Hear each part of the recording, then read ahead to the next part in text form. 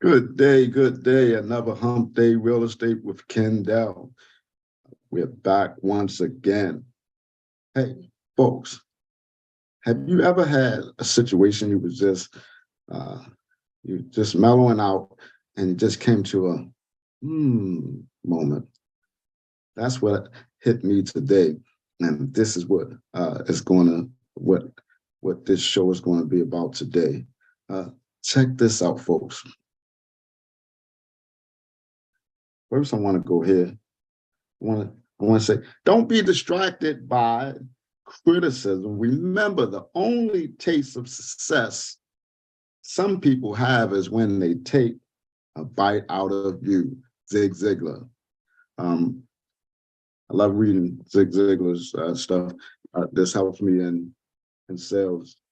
So I have quite a few Zig Ziglars. Not trying to advertise any Zig Ziglar, but it's a good read to help you in sales. Anybody that jumps on. We know this is a real estate show, but sales is a big part of life.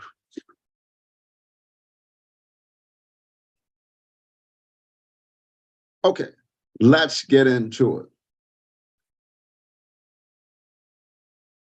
The aha moment for me came when I was thinking about a client who came across some money. And when they came across some money, the first thing they thought about was buying a house. But that thought also brought them to, okay, how much home can I afford? What's the payment? And which financing do I want to use? Which financing do I want to use? And so they went back and forth. They were trying to figure out these. The lender keep bringing me, telling me, hey, you want the lower payment, put 20% down. You have the money. There's no reason for you to say, no, I can't put 20% down to bring my principal balance down because I do have the money. That's what the client was saying to me. But then they said, well, why would I take all of that money and put it in when you got a 3.5% loan? I never did an FHA before. So why not just take and put 3.5% down? And so this client, they wasn't real big flamboyant client. They didn't want to spend a lot of money. They were looking at somewhere around $400,000. It's one of the nice little house in the Prince George's County area, if you will. And so this is what we talked about. We went back and forth. We said, well, you put 20, but you say you want a lower payment. So that's why you're looking at 20% down. And then then they went back and looked, well, if I put that down, then my payment might be a little higher. And then an aha moment came over me with some other information from some other professional. And I'm gonna share my screen and then we're gonna get into that aha moment.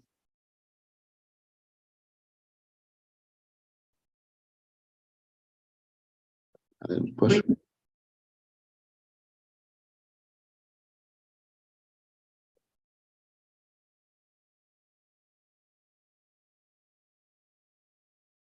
Let's see. Okay. So you go to bankrate.com and you can pull up the mortgage calculator. Now, take a look at this. I have 400,000 in the calculator. If you put down 20%, it'll be $80,000, right? Over 30 years with an interest rate of about 7%. The payment would be about $2,561, right? This is just estimated because we use, there's no principal mortgage insurance. We don't have the HOA fee. This is just an estimate, okay? Now let's look at another thing. Now the amortization of this would end up for 20% down loan would end up, the total cost of the loan would be 700 some thousand. So it'd be an additional interest paid of about $447,000. Okay. So we got to see the conventional side kind of first, or at least the 20% down. Okay. Now that's to get a $2,500 or so mortgage on a $400,000 house. Now we're going to change it.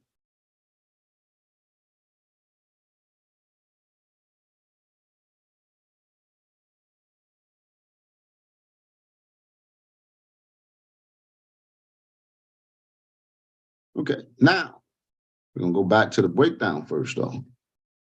So with 3.5% down, that mortgage increased $400 or $500, right? 400,000, 3.5% down, $14,000 over 30 years, 7% interest rate. Okay. So 20% down looks much better for most of you. Put in the comments if you're out there or whenever you see this on a replay.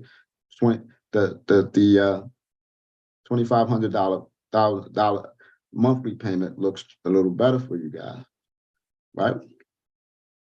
But the problem is, for me, they're dropping $80,000 into the house, and you may feel good about that because it's like the person has, the loan officer said, the client has the money. That's fine, but there's certain mentality and mindsets that I think we got to start having. We got to start looking further in the future to what our goals are. So let's talk about that. Now let's look at this. Woo! Look at how much that loan actually costs with the 3.5% down for 30 years. So it actually ends up costing, the total interest paid is about $500,000. Now that gets scary to most people, right? Oh my goodness, I'm gonna pay all that money on that for that house with $400,000 house gonna end up costing me $1 million.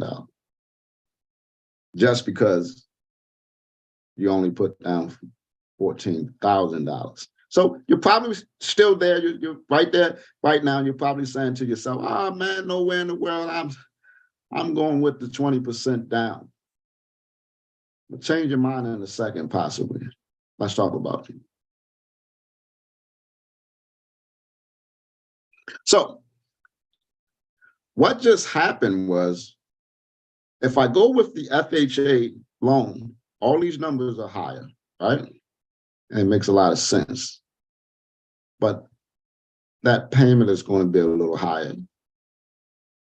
But this is what people don't understand about cash and what to do with cash and what to do with money.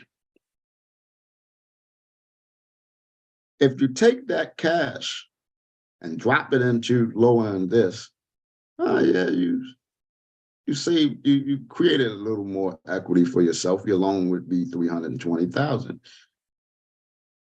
right? But if you do this 3.5% down on the FHA, you now have some money that you can go make you some money with. And that's what people don't talk about. I know that this is all real estate show. We're going to talk about how if you came upon this situation or you wanted to create this situation because you have some money, could kill two birds with one stone and become a millionaire. Let's talk about it. So we ran through all of this. We know FHA, much more expensive loan, conventional, put all that money down. The numbers look a little better, but here's the game changer that most people don't know. That was the aha moment that came and hit me when we was talking with the client. Let's do this. Now, as we look at all of this, what am I thinking? I'm clearly thinking of maybe how expensive this is to do FHA, but I also know that cash money has strength to it, but it only has strength to it if you put it to work. Sitting it in the bank and sitting it in the equity of your home does not have any strength to it. As much as we are scared to take equity out of properties, et cetera, and let's say there was a collapse in the economy or something that would scare the crap out of us. The difference is what you do with the money. Let's talk about that.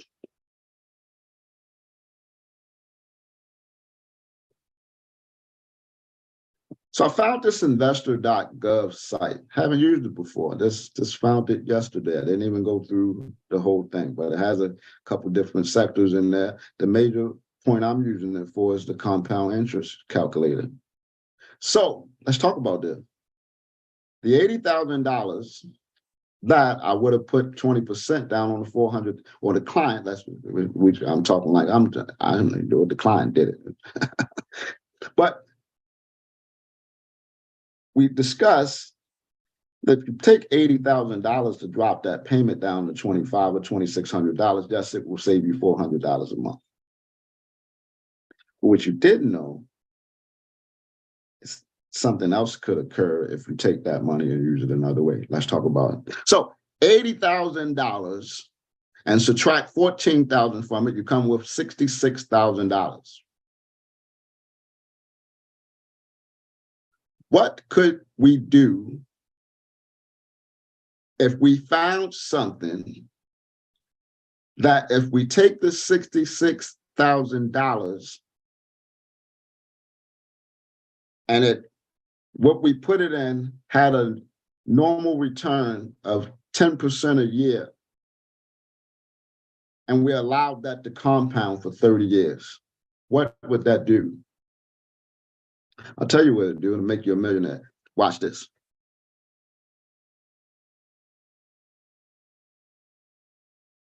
$66,000. And that's just taking the 66,000 and putting it into the account. That's not even adding in here what you would contribute monthly to whatever plan or stock investment, et cetera, that you would be looking into. Length of time, 30 years.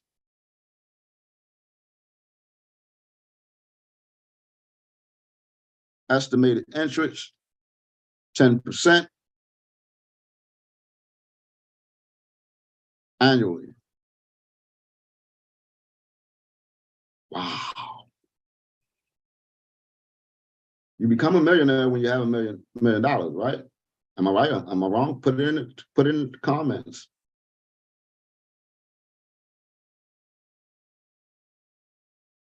You see what just happened? Now, even though you may, if you stay in the home, and we have ways to work around that as well to get the interest payments down. But if you stay in that home and sacrifice the $500 additional month payment and take your cash and put it to work for you, the cash ends up making you, if you can hang around for the long term, if you can survive life, just off of this example, you can become a millionaire. Now, suppose you've done this. Now, I'm talking to a 21-year-old out there who may have gotten a real good job and was able to inherit some money, etc., or a 30-year-old. And quote unquote, you have more time. You have 30 years. And you did the same scenario, and you found an investment that have a probability of 10% return a year. And you went and purchased a house, which we know that creates value. Normal rate of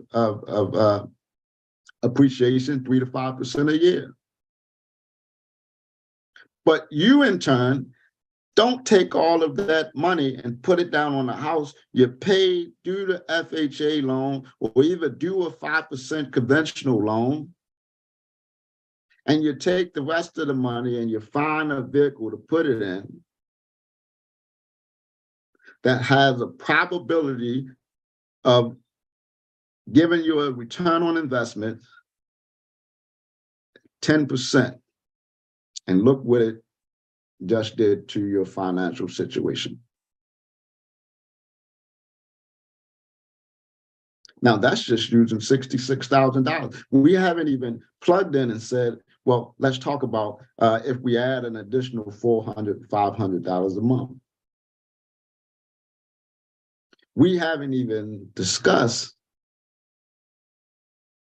your equity position in the home after 10, 20, 30 years. Because yes, you may have paid all of that money into interest, et cetera. And then we haven't even discussed how to get that interest, get those interest payments down.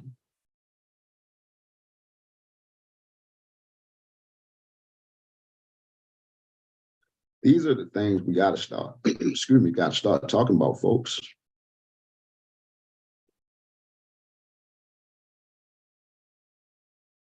We have to, especially when we come on, up to money, we got to stop talking about taking cash and paying bills off and this, that, and the third. What can we take that money? I know we want to offset stuff so we can get our credit back straight, but what if we could take a little bit and make a payment arrangements on the credit situation, but take that bulk of the money, newfound money, and put it somewhere that in 10, 15, 20, 30 years, it compounded with compounded interest will make us a millionaire. Have you thought about being a millionaire? I've heard plenty of people say, I want to be a millionaire, but we never talk about the ways to get there that doesn't have to do with your 9-to-5 job or your everyday business.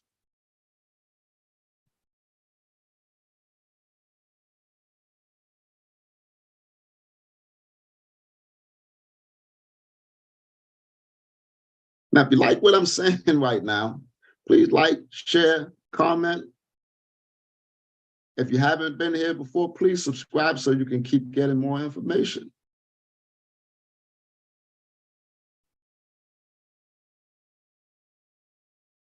I think this was a good moment.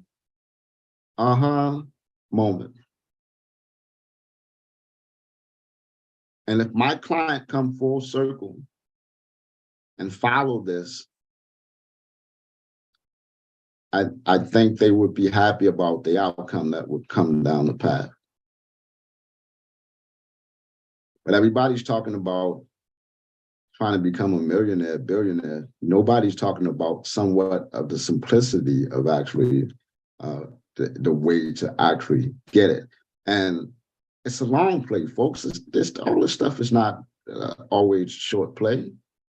The problem with the short play is,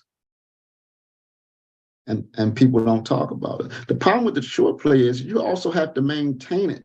This would be growing in the background while you're doing all your other stuff. And then, depending on where you are, if you're 30 right now, you then would be walking into retirement age with your account getting to this point. If you're 40, you had been probably 5 years within your retirement age and it got to this point, you can start living off of that. You're probably not going to go back out and chase to try to get more money, because hopefully you put other things in place to also build your money while this thing is building up for the 30 years.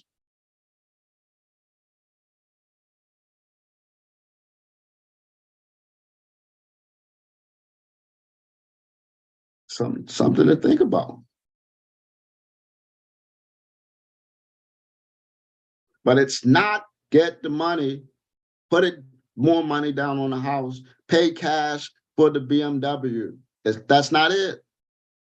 The BMW, when you pulled it off the lot, depreciated $10,000, $15,000, $20,000. You ain't getting that money back. Why would you take your hard-earned cash and put it into something that you ain't not going to get the money back? Find something to take your cash and put it to work for you and let that cash go and bring cash back to you. Whether it's now, next week, or 30 years from now.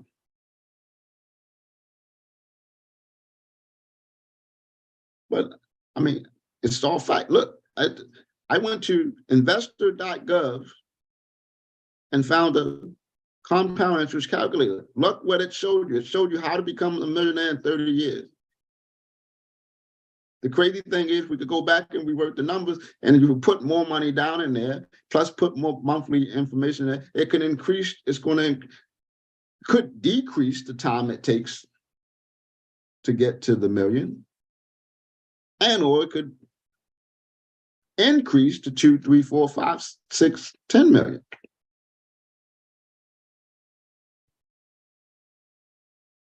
So you got a couple of tools here today. You got investor.gov. You can go in there, play around, see, and learn a little bit more about compounding interest. And you also have bankrate.com, where you can actually go to and get the mortgage calculator. Once I get a mortgage calculator on my website, we're going to scrap all that. Then you come to my website.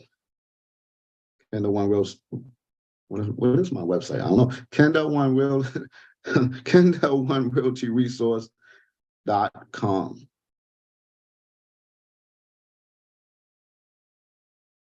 But again, folks, if you're just chiming in and you just get it,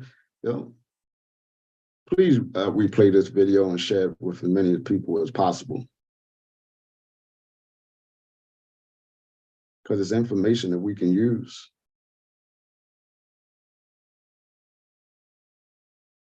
So you got that. Spend a few minutes here, and we're going to talk about the Prince George's County housing market. What's going on out there?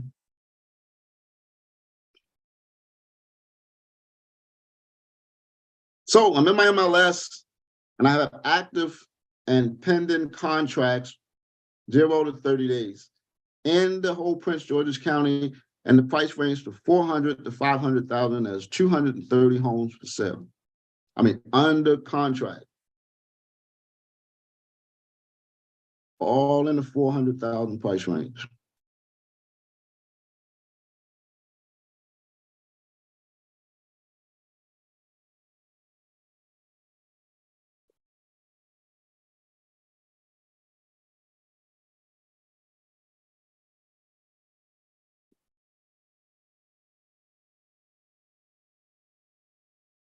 So in that price range, normally is going to be ramblers, split foyers, and a mixture of townhomes.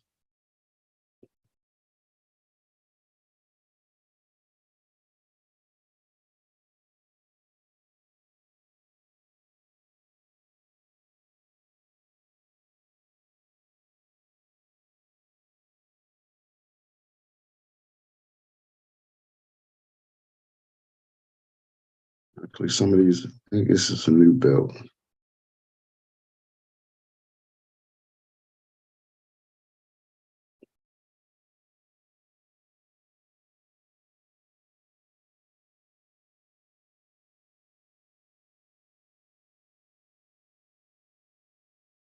Not bad. I wonder if the picture makes that kitchen area looks a little smaller. I've seen them a little wider than that. This one seems to be a little smaller in Beltsville. Yeah.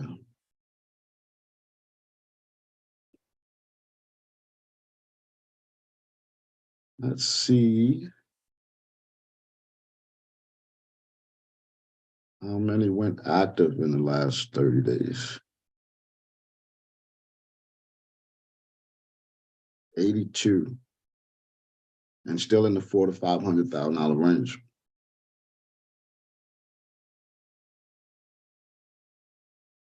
So in that price range, you're looking for single family right now. Looks like you probably won't get much single family. It's probably going to be more townhouses, I believe. There's some stuff out there. Let's see. Not gonna go all the way through, but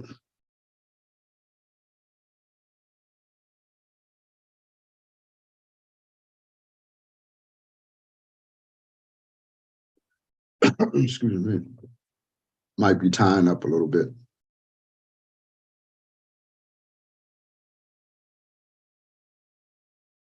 Let's see how many sold. So I was on a call today, and somebody asked me, well, homes being sold? Are they selling? What's going on? It's always homes being sold. As long as there are life events, there will be homes sold. Death, marriage, divorce, etc.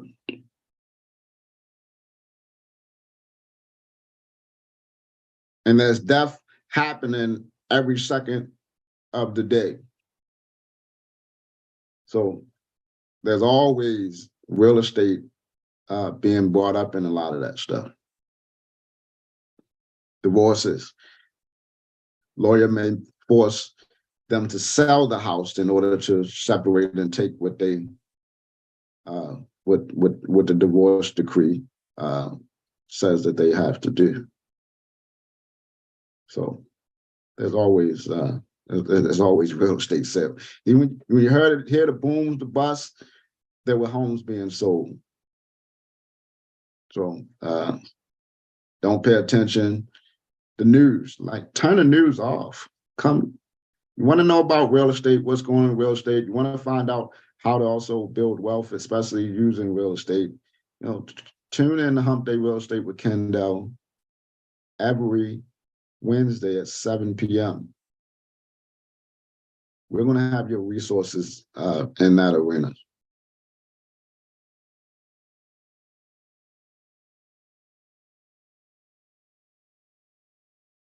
Folks, it's been a pleasure as always.